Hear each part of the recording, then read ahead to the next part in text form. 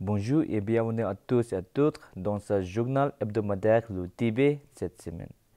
Je suis Pema Tsawang avec une nouvelle édition d'actualité sur le Tibet, saison d'été le Dalai Lama et l'administration centrale tibétaine. Voici les titres de cette semaine. Sigyong Pemba Tsering poursuit sa visite officielle au Danemark, en Écosse, en Norvège et au Royaume-Uni. Les députés Salvador Caro Cabrera et Inés Parra Juárez protestent en faveur du Tibet au Parlement mexicain.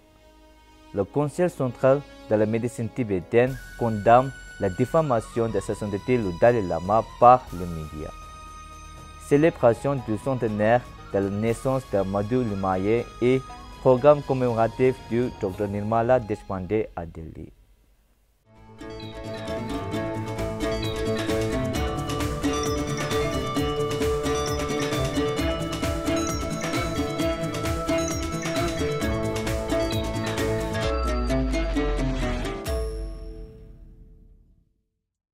Poursuivant sa tournée officielle en Europe, Sigyong Pemba Tsering de l'administration centrale tibétaine a participé à un séminaire en ligne intitulé 72 ans de domination coloniale chinoise au Tibet, organisé par la Democracy Forum peu après son arrivée au Royaume-Uni le 24 avril 2023.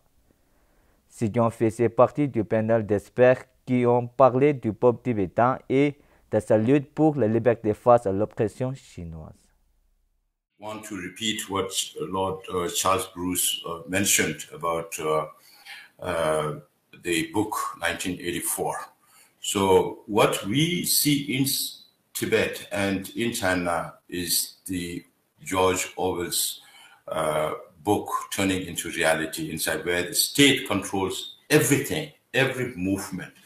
So the Chinese government uses all kinds of artificial intelligence, whether it be electronic identification, whether it be geolocation, or these days now DNA sample collection or iris scanning of Tibetan people. All these are aimed at control, and more control.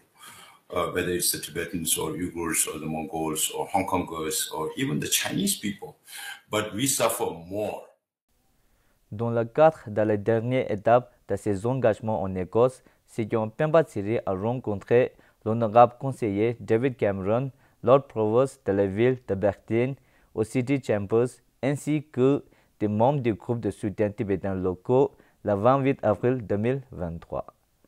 Sigyong a conclu sa visite officielle en Écosse par un discours à l'université de Berlin où il a parlé du passé et de l'avenir du Tibet devant un public de 103 étudiants et membres du personnel dans l'auditorium du centre de conférence du King's College à l'occasion d'un événement organisé par le Dr Martin A. Mills.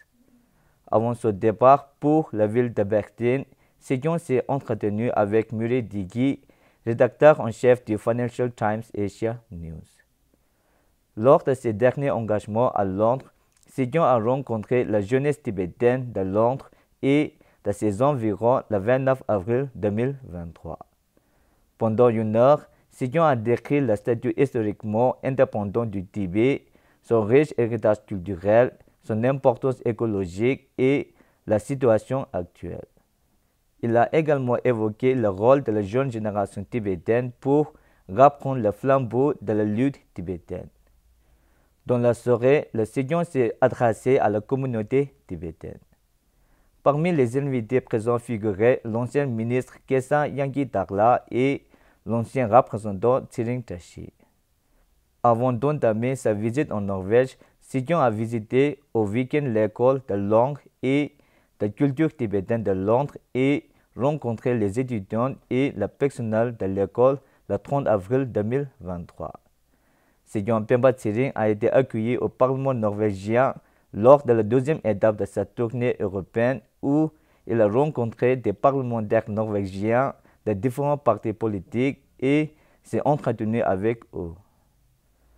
Lors de sa rencontre avec le député norvégien du Parti vert Rasmus Hansson, membre de la commission permanente du commerce et de l'industrie, membre de la commission permanente des affaires étrangères et de la défense et la députée du Parti libéral, Ola Everstein, membre de la commission permanente de l'énergie et de l'environnement, Sejong a informé les parlementaires de la situation actuelle au Tibet, y compris la mise en œuvre des internats coloniaux gérés par l'État chinois.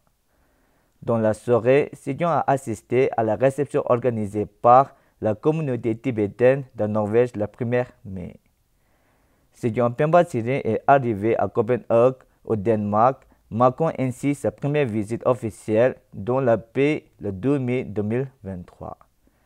Sejong a été reçu par Temba Gyulme, président de la communauté tibétaine du Danemark, Anders Oyak Andersen, président du comité de soutien tibétain du Danemark, Grete Sovich, président de la Société culturelle tibétaine danoise, Tina et Claudia, des étudiants danois pour un Tibet libre, ainsi que par des membres de la communauté tibétaine du Danemark. Dans la soirée, il a dialogué avec la jeunesse tibétaine sur les efforts du 16e Kachak pour renforcer le soutien politique et l'engagement en faveur de la cause tibétaine, compte tenu de la situation qui prévaut au Tibet, et obtenir un soutien économique pour les programmes de développement de l'administration centrale tibétaine. La communauté, bien que peu nombreuse, peut devenir une force puissante, a déclaré Sejong, en encourageant les jeunes à continuer à jouer un rôle actif dans leur communauté. Après sa rencontre avec les jeunes, Sejong s'est adressé à la communauté tibétaine du Danemark sur un large éventail de questions, y compris les efforts pour obtenir un plus grand soutien à la politique de la voie du milieu par un engagement politique renouvelé avec le gouvernement et les parlementaires sur la base de l'indépendance historique des Tibétains. Le 3 mai 2023, Sejong a entamé son engagement officiel au Parlement danois au château de Christiansborg à Copenhague par une rencontre avec le chef du Parti populaire danois, la députée Morten Messerschmidt. Sejong était accompagné du représentant Sonam Frasi et du secrétaire logio du bureau du Tibet à Londres, du président de la communauté tibétaine du Danemark, Temba Gyulme, de Anders Oyak Andersen et de Anne Bes Bolsmark, du comité de soutien du Tibet au Danemark. Le 26 avril 2023, lors d'une session ordinaire du Congrès mexicain, les députés Salvador Caro Cabrera et Inés Parra Juárez se sont levés de leur siège et ont déployé le drapeau national tibétain pendant une vingtaine de minutes en criant Tibet libre. Le damos la más cordial bienvenida a este recinto, le deseamos mucho éxito en su nueva gestión, en su responsabilidad como embajador de China en México, y nos da mucho gusto recibirlo aquí como embajador de la República Popular de China. Adelante.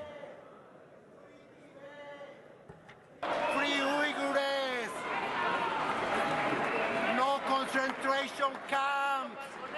Bienvenido, señor. No concentration camps. Liberen los uigures, cancelen los campos de concentración. Cette action a été menée en réponse à la présence dans l'espace parlementaire du nouvel ambassadeur de Chine au Mexique.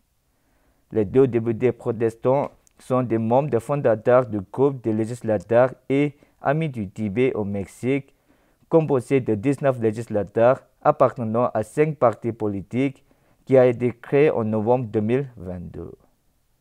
Plusieurs de ces législateurs se sont rendus en mars dernier à Dharamshala, siège de l'administration centrale tibétaine, pour participer à la commémoration du 64e anniversaire de la Journée nationale du soulèvement, afin de manifester leur solidarité en faveur de la cause tibétaine et de la future réincarnation de sa sainteté le Dalai Lama.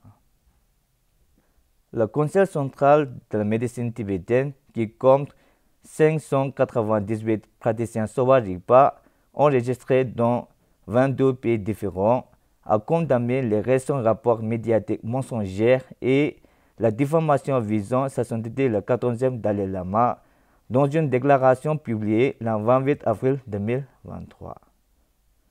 Au terme de cette déclaration, la vidéo personnalisée de sa sainteté le 14e Dalai Lama, utilisée à mauvaise action par des agents communistes chinois et certains médias irresponsables pour ternir l'image du lauréat du prix Nobel, sa sainteté le Dalai Lama, a profondément blessé les sentiments de l'ensemble des communautés bouddhistes et des disciples de sa sainteté. Les médias doivent présenter leurs excuses à sa sainteté le 14e Dalai Lama et à ses disciples. La célébration du centenaire de la naissance de Madhu Limaye, l'une des icônes socialistes les plus connues, un parlementaire remarquable et un ami du Tibet, s'est tenue à New Delhi le 30 avril 2023. Un grand nombre de dirigeants de différents partis politiques, d'éminents intellectuels, des militants socialistes, des amis du Madhu Limaye et des représentants tibétains du bureau de coordination N-Tibet et de la colonie tibétaine de Samye Ling à Majnunkachila et Bodh Vihar étaient également présents à la célébration. Le même jour, le 15e programme de commémoration de Padma Vibhushan, Dr Nirmala Deshpande, une célèbre activiste engagée sur les questions de société, ancienne parlementaire et fervente partisane du Tibet, a été commémoré au MP Club à New Delhi. À cette occasion, 7 femmes pionnières dans le domaine du travail social, de l'éducation, de la culture et de la santé ont été récompensées par la Dr Nirmala Deshpande Smriti Nari Samman 2023. Parmi elles, la ministre Gari Joma du département de la sécurité de l'administration centrale tibétaine. Madhu Limaye était un disciple de Ram Manohar Lohia et un compagnon de route de George Fernandez, qui était un ami du Tibet et un ardent défenseur du Tibet. C'est tout pour cette semaine. Merci d'avoir suivi Tibet TV. À la semaine prochaine.